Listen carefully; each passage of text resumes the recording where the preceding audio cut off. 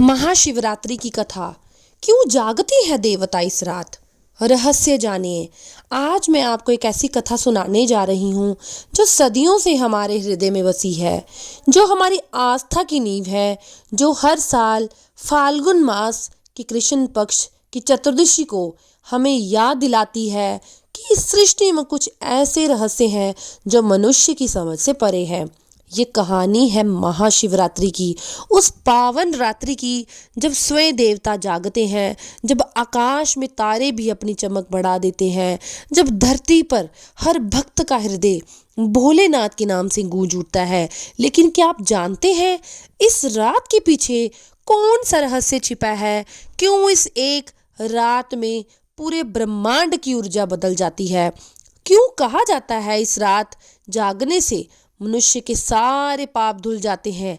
आइए मैं आपको ले चलती हूँ उस समय में जब ये कथा शुरू हुई थी, जब ब्रह्मांड संकट में था, जब देवता घबराए हुए थे और जब भोलेनाथ ने एक ऐसा काम किया जिसने पूरी सृष्टि को बचा लिया।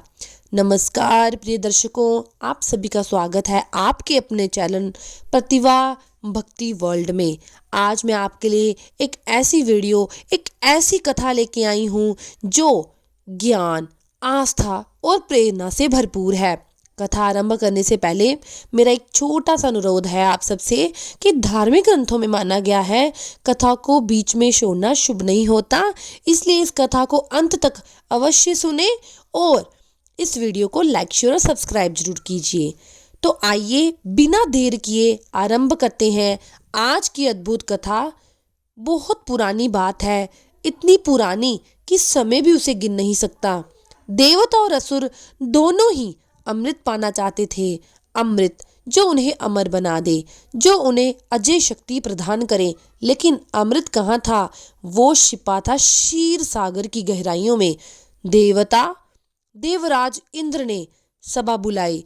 देवताओं के चेहरों पर चिंता की लकीरें साफ दिखाई दे रही थी। ब्रह्मा जी ने कहा, हमें समुद्र मंथन करना होगा, यही एक रास्ता है अमृत पाने का। लेकिन भगवान विष्णु मुस्कुराए और बोले, देवताओं अकेले तुम ये नहीं कर सकते, तुम्हें असुरों की मदद लेनी होगी। ये सुनकर सभी देवता हैरान रह गए। असुरों से मदद जो उनके दुश्मन है? लेकिन विष्णु भगवान की बात में गहरा अर्थ छिपा था। कभी कभी जीत पाने के लिए दुश्मन का हाथ भी थामना पड़ता है। और फिर शुरू हुआ वो महान समुद्र मंथन। मंदराचल पर्वत को मंथानी बनाया गया, वासुकी नाग को रस्सी बनाया गया, देवताओं ने पूंछ पकड़ी, असुरों ने सिर, और शुरू हो गया मंथन। समुद्र उबल रहा था, लहरें आसमान को छू रही थी और फिर एक एक कर निकलने लगे 14 रतन। पहले निकला कामधेनु, फिर उच्च ऐश्वर्या घोड़ा, फिर ऐरावत हाथी। देवता खुश हो रहे थे, असुर भी प्रसन्न थे। लेकिन ये खुशी ज्यादा देर तक नहीं टिकी, क्योंकि अचानक समुद्र में से उठा एक काला धुआं, इतना गहरा, इतना भयानक कि देवता कांप उठे। ये धुआं नहीं था, ये था हलाहल विष, जो विष पूरी सृष्टि को नष्ट कर सकता था। हलाहल विष तेजी से फैलने लगा। जहां जहां वह जाता वहां सब कुछ जलने लगता। पेड़ सूखने लगे, नदियां उबलने लगी, पक्षी आसमान से गिरने लगे। यह विष इतना भयंकर था कि इसकी एक बूंद भी पूरी धरती को समाप्त कर सकती थी। देवता घबरा गए, असुर भाग खड़े हुए, सब अपनी अपनी जान बचाने में लग गए। लेकिन विष तो फैलता ही जा रहा था। हर पल, हर क्षण मौत करीब आती जा रही थी। देवराज इंद्र ने ब्रह्मा जी से कहा, प्रभु अब क्या होगा? यह विष तो सब कुछ नष्ट कर देगा। ब्रह्मा जी की आंखों में भी डर था। उन्होंने कहा, मैं तो सृष्टि का रक्षिता हूँ, लेकिन इस विष को मैं संभाल नहीं सकता। सभी देवता दौड़े भगवान विष्णु के पास, लेकिन भगवान विष्णु ने भी मना कर दिया। उन्होंने कहा, यह विष इतना प्रबल है कि मैं भी नहीं पी सकता, मेरे लिए बहुत घातक है। अब क्या करें, कहाँ जाएं, किससे मदद मांगे? तभी नारद मुनि प्रकट हुए।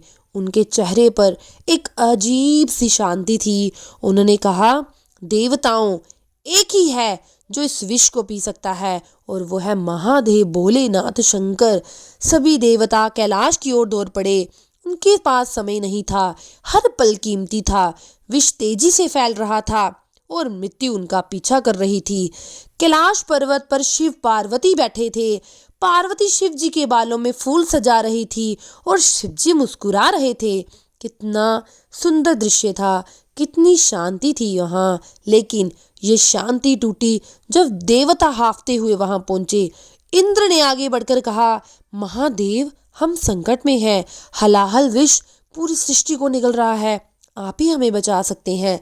शिवजी ने गंभीरता से पूछा, क्या ब्रह्मा और विष्णु भी इस विष को नहीं संभाल सकते? ब्रह्मा जी ने सिर झुकाकर कहा, नहीं महादेव, ये हमारी शक्ति से परे हैं।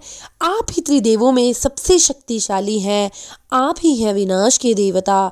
आप ही हैं जो इस विष को वश में कर सकते हैं। शिवजी उठ खड़े हुए। उनकी आंखों में दृढ़ संकल्प था। वह जानते थे कि ये विष उनके लिए भी खतरनाक है, लेकिन क्या करें, सृष्टि को तो बचाना ही होगा। पार्वती ने उनका हाथ पकड़ लिया। उनकी आंखों में आंसू थे। उन्होंने कहा, प्रभु, ये विष आपको भी मार सकता है, मैं आपको खोना नहीं चाहती। शिवजी ने पार्वती की आंखों में झांका। कितना प्रेम था उन आंखों में, कितनी चिंता। उन्होंने मुस्कुराते हुए कहा पार्वती से, मैं तुम्हारा शिव हूँ, मुझे भरोसा है तुम पर। जब मैं ये विष पीऊंगा तो तुम मेरे गले को पकड़ लेना, विष को नीचे मत जाने देना। पार्वती समझ गई। उन्होंने आंखों में आंसू भरे हुए सिर हिलाया। प्रेम और कर्तव्य के बीच ये कैसा द्वंद्व था, लेकिन पति की आज्ञा तो माननी ही होगी। शिवजी समुद्र के किनारे पहुंचे। हलाहल विष अब पूरे वेग से ठहर रहा था। जहां जहां वह छू रहा था वहां मौत का तांडव हो रहा था। प्राणी मर रहे थे, पेड़ जल रहे थे, धरती कांप रही थी। शिवजी ने गहरी सांस ली। उन्होंने अपनी आंखें बंद की और फिर अपने हाथों में उस विष को समेट लिया। काला गाढ़ा भयानक विष, जिसे छूने से ही मौत हो जाती थी। शिवजी ने उसे हथेली में लिया। देवता कांप रहे थे। ये देखकर तो पार्वती की मानो धड़कनें ही रुक गई। शिवजी ने वो विष अपने मुंह में डाल लिया। जैसे ही विष शिवजी के मुंह में गया, पूरा ब्रह्मांड कांप उठा। आकाश में बिजली चमकी, धरती डोल गई, समुद्र में तूफान आ गया।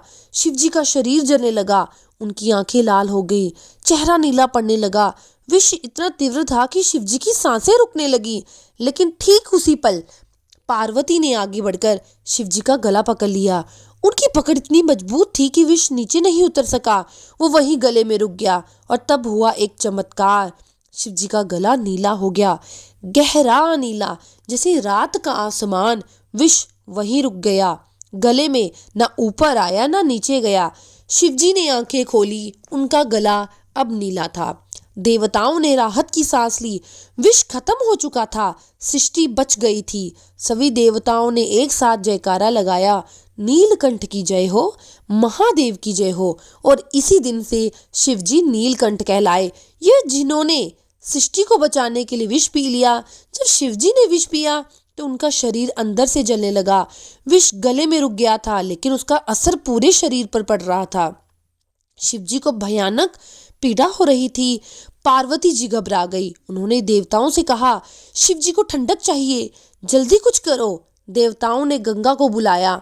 गंगा जी ने शिवजी को सिर के ऊपर प्रवाहित होने लगी, ठंडी पवित्र गंगा। लेकिन फिर भी विष की गर्मी कम नहीं हो रही थी। तब चंद्रमा आगे आए। उन्होंने कहा, महादेव, मुझे अपने सिर पर धारण कर लीजिए, मेरी शीतलता आपको राहत देगी। शिवजी ने चंद्रमा को अपने सिर पर धारण किया। थोड़ी राहत मिली। फिर नागों ने कहा, प्रभु, हमें गले में लपेट लीजिए, हम आपके गले को ठंडक देंगे। शिवजी ने नागों को भी अपने में धारण कर लिया। लेकिन विष का प्रभाव इतना तीव्र था कि कुछ भी काम नहीं कर रहा था पूरी तरह से। ब्रह्मा जी ने कहा, महादेव को ध्यान में जाना होगा, केवल गहन ध्यान ही इस पीड़ा को शांत कर सकता है। और शिवजी ध्यान में चले गए। लेकिन देवताओं को डर था, अगर शिवजी ध्यान में रहते हुए सो गए तो क्या होगा? विष पूरे शरीर में फैल जाएगा और शिवजी की मृत्यु हो जाएगी। इसलिए देवताओं ने निर्णय लिया। उन्होंने कहा, हम पूरी रात जागेंगे, हम शिवजी की स्तुति करेंगे, मंत्र जपेंगे, ताकि शिवजी जागते रहें, हम उन्हें सोने नहीं देंगे। उस रात सभी देवता जागे, शिवजी की स्तुति की, ओम नमः शिवाय मंत्र का जाप किया, घंटे बजाए, शंख फूके। पूरी रात देवता जागे रहे और शिवजी का ध्यान करते रहे। फिर धीरे धीरे विष का असर कम होता गया और सुबह होते होते शिवजी ठीक हो गए। विष अब उन्हें कोई नुकसान नहीं पहुंचा रहा था। शिवजी ने देवताओं से कहा, तुमने मुझे बचाया, तुम्हारी भक्ति ने, तुम्हारे जागरण ने मुझे जीवित रखा, इसलिए आज से यह रात विशेष हो गई। यह महाशिवरात्रि कहलाएगी और जो भी भक्त इस रात जाकर मेरी पूजा करेगा उसके सारे पाप धुल जाएंगे, उसकी सारी मनोकामनाएं पूरी होगी। लेकिन महाशिवरात्रि से जुड़ी एक और कथा है। बहुत समय पहले जब सती ने अपने पिता दक्ष के यज्ञ में अपने आप को आग में समर्पित कर दिया था तो शिवजी टूट गए थे, उनका दिल बिखर गया था। उन्होंने सती के शरीर को उठाया, तांडव करने लगे। तांडव इतना भयानक कि पूरी सृष्टि कांप गई। विष्णु भगवान ने अपने चक्र से सती के शरीर को काटना शुरू किया ताकि शिवजी का तांडव रुके और जहां जहां सती के शरीर के अंग गिरे वहां शक्तिपीठ बन गए। अंत में शिवजी कैलाश पर्वत पर आ गए, लेकिन वह पहले वाले शिव नहीं थे। बहुत उदास, टूटे हुए अपनी आंखें बंद कर ली, ध्यान में चले गए। हजारों साल बीत गए लेकिन शिवजी ध्यान में ही रहे। दूसरी ओर सती ने हिमालय के घर में पार्वती के रूप में जन्म लिया। पार्वती बचपन से ही जानती थी कि उन्हें शिव से विवाह करना है। उनका पूरा जीवन केवल शिव के लिए था, लेकिन शिव तो ध्यान में थे। उन्होंने संसार को त्याग दिया था, संसार से कोई लेना देना नहीं था उनका। पार्वती रोज कैलाश पर्वत पर जाती, शिवजी के पास बैठती, फूल चढ़ाती, जल से उनका अभिषेक करती, लेकिन शिवजी की आंखें नहीं खुली। दिन बीते, महीने बीते, साल बीते, लेकिन पार्वती ने हार नहीं मानी। प्रेम इतना गहरा था कि कोई भी उन्हें बांधा, कोई भी मुश्किल, कोई भी वादा उन्हें रोक नहीं सकती थी। फिर देवताओं ने कामदेव को भेजा। कामदेव ने अपना पुष्प बाण शिवजी पर चलाया। शिवजी की आंखें खुल गई, लेकिन वह क्रोधित हो गए। उन्होंने अपनी तीसरी आंख खोल दी और कामदेव को भस्म कर दिया। पार्वती ने यह सब देखा। उन्होंने समझ लिया कि शिवजी को प्रेम से नहीं बल्कि तपस्या से पाया जा सकता है। पार्वती ने तपस्या शुरू की, लेकिन यह कोई साधारण तपस्या नहीं थी, इतनी कठोर कि देवता भी हैरान रह गए। पहले साल पार्वती ने केवल फल खाए, दूसरे साल केवल पत्ते खाए, तीसरे साल केवल पानी पिया, चौथे साल पानी भी छोड़ दिया। ठंडी बर्फीली हवाएं चलती थी, लेकिन पार्वती वहीं बैठी रही। गर्मी में सूरज की तपती किरणें गिरती थी, लेकिन पार्वती नहीं हिली। बारिश में पानी की धाराएं बहती थी, लेकिन पार्वती जी का ध्यान नहीं टूटा। उनके पिता हिमालय रोते थे, यह देखकर उनकी माँ नैना विलाप करती थी, लेकिन पार्वती अड़ग थी। उनका लक्ष्य एक था। शिव हजारों साल बीत गए, पार्वती का शरीर सूख गया, हड्डियां दिखने लगी, त्वचा काली पड़ गई, लेकिन उनके चेहरे पर एक अजीब सी चमक थी, प्रेम की चमक, समर्पण की चमक। देवता हैरान थे। ब्रह्मा जी ने कहा, इतनी कठोर तपस्या तो मैंने भी कभी नहीं की। भगवान विष्णु बोले, यह प्रेम की शक्ति है। जब प्रेम सच्चा हो तो कुछ भी असंभव नहीं। और फिर एक दिन शिव जी की तपस्या टूटी। उन्होंने आंखें खोली और देखा कि एक स्त्री उनके सामने तपस्या कर रही है। उनकी तपस्या इतनी गहन थी कि शिव जी प्रभावित हो गए। शिव जी ने ब्राह्मण का रूप धारण किया और पार्वती जी के पास पहुंचे। उन्होंने पूछा, हे सुंदरी, तुम यहाँ क्यों तपस्या कर रही हो? पार्वती जी ने आंखें खोली। उनकी आवाज में दृढ़ता थी। उन्होंने कहा, मैं शिव को पाना चाहती हूँ। ब्राह्मण ने मुस्कुराते हुए कहा, शिव तो एक अजीब आदमी है। वो शमशान में रहता है, भूतों के साथ नाचता है, सांपों को गले में पहनता। तुम मुझे ऐसी सुंदर राजकुमारी उनके लायक नहीं। पार्वती जी के चेहरे पर गुस्सा आ गया। उन्होंने कहा, तुम शिव जी के बारे में क्या जानते हो? वह सबसे महान है, त्रिदेवों में सबसे शक्तिशाली है। वो भोले हैं, दयालु हैं, उनसे बड़ा कोई नहीं, और मुझे उन्हीं से विवाह करना है, चाहे कुछ भी हो जाए। ये सुनकर शिवजी बहुत प्रसन्न हुए और अपना असली रूप दिखाया। पार्वती के आंसू निकल आए। शिवजी ने कहा, पार्वती, तुमने मुझे जीत लिया। तुम्हारे प्रेम ने, तुम्हारी तपस्या ने मुझे पिघला दिया। मैं तुमसे विवाह करूंगा। और फिर तय हुआ विवाह। लेकिन कौन सा दिन, कौन सी तिथि? ब्रह्मा जी ने पंचांग देखा और कहा, फाल्गुन मास की कृष्ण पक्ष की चतुर्दशी ये सबसे शुद्ध दिन है। इस दिन शिव और शक्ति का मिलन होगा। पूरे ब्रह्मांड में खुशी की लहर दौड़ गई। देवता तैयारियां करने लगे। हिमालय ने अपने पूरे राज्य को सजाया। विवाह की रात आई।